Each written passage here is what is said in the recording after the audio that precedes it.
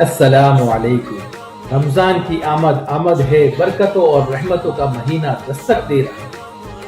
और इस मुबारक महीने से पहले एक सवाल मुझसे बार बार पूछा जाता है कि डॉक्टर साहब, डायबिटीज में रोजा कैसे रखें। पिछली वीडियो में मैंने कहा था कि डायबिटीज होने का मतलब ये नहीं कि आप रोजा नहीं रख सकते, लेकिन बिना प्लानिंग के रोजा रखना कभी कभी रिस्की हो सकता है। आज मैं आपको सिंपल और प्रैक्टिकल तरीके से बताऊंगा कि रमजान में रोजा कैसे सेफ रखा जाता है। फर्स्ट, कौन कौन लोग आमतौर पर रोजा रख सकते हैं। अगर आपको टाइप 2 डायबिटीज है, अगर आपका शुगर लेवल कंट्रोल में है, आप सिर्फ टैबलेट्स यानी ओरल मेडिसिन लेते हैं और हाल के महीनों में सीवियर हाइपोग्लाइसेमिया यानी शुगर का लो होना वो नहीं हुआ है, तो डॉक्टर की सलाह से रोजा रखा जा सकता है इंशाअल्लाह। सेकंड पॉइंट, किन लोगों को पहले मेडिकल इवैल्यूएशन करना चाहिए। टाइप 1 डायबिटीज वाले, बार बार हाइपोग्लाइसेमिया होता हो, पिछले 3 महीने में सीवियर लो शुगर रहा हो, क्रोनिक किडनी डिजीज वाले, प्रेगनेंसी में डायबिटीज यानी जेस्टेशनल डायबिटीज, ज्यादा उम्र या ज्यादा कमजोरी, इन लोगों को पहले प्रॉपर मेडिकल इवैल्यूएशन करना चाहिए। हर पेशेंट का प्लान अलग होता है। थर्ड पॉइंट, कब रोजा तुरंत तोड़ देना चाहिए।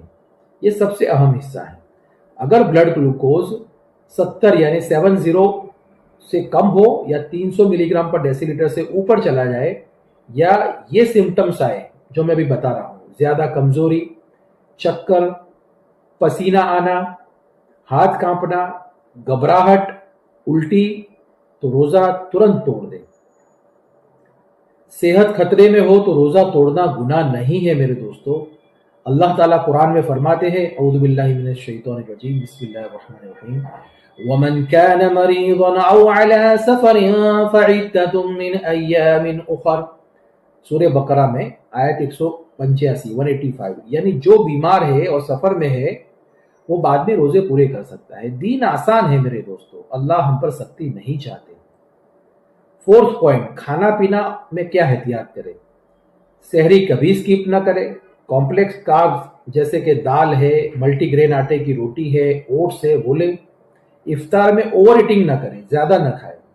ज्यादा मीठा और फ्राइड आइटम, फ्राइड फूड कम करें। इफ्तार से सहरी तक प्रॉपर हाइड्रेशन रखें, पानी ज्यादा पिए। रेगुलर ब्लड ग्लूकोज मॉनिटरिंग करें, यानी शुगर चेक करते रहें। हैवी एक्सरसाइज से बचें और याद रखिए, ब्लड शुगर चेक करने से रोजा नहीं टूटता।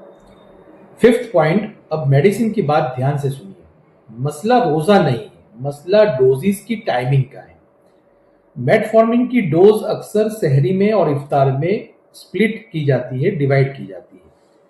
सल्फोनाइलुरिया शुगर को लो कर सकती है, इसलिए सहरी की डोज या तो एडजस्ट करनी पड़ सकती है या अवॉइड कर सकते हैं। SGLT2 इनहिबिटर्स लेने वालों में डिहाइड्रेशन का रिस्क बढ़ा रहता है, इसलिए हो सके तो इसे अवॉइड करना चाहिए। जो मरीज इंसुलिन थेरापी पर है उन्हें डोज और टाइमिंग एडजस्ट करने पड़ सकते हैं। लेकिन यहाँ एक बात बहुत अहम है, समझ लीजिए, इन मेडिसिन के नाम और डोजेस एडजस्टमेंट हर किसी को आसानी से समझ नहीं आएंगे। हर पेशेंट की शुगर प्रोफाइल और ओवरऑल कंडीशन अलग अलग होती है, इसलिए सिर्फ वीडियो देखकर खुद से मेडिसिन चेंज करना बहुत रिस्की हो सकता है। अगर आप रोजा रखना चाहते हैं तो अपने लेटेस्ट रिपोर्ट्स के साथ अपने डायबिटीज के डॉक्टर से कंसल्ट करें और उनकी सलाह से ही डोज एडजस्ट करें।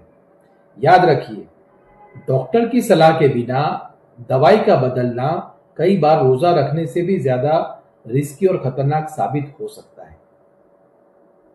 मेरा आखिरी पैगाम दोस्तों, मेरा मकसद रोजा छुड़वाना नहीं है, मेरा मकसद रोजा सेफ बनाना है। थोड़ी सी प्लानिंग, थोड़ा मेडिकल गाइडेंस और इंशाअल्लाह इबादत भी होगी और सेहत भी कंट्रोल में रहेगी। अगर ये वीडियो आपको फायदेमंद लगा हो तो इसे डायबिटीज के मरीजों तक जरूर शेयर कीजिए और अपनी दुआओं में इस नाचीज को भी याद रखिए। अपना बहुत ख्याल रखिए। जज़ाकल्लाहु खैर।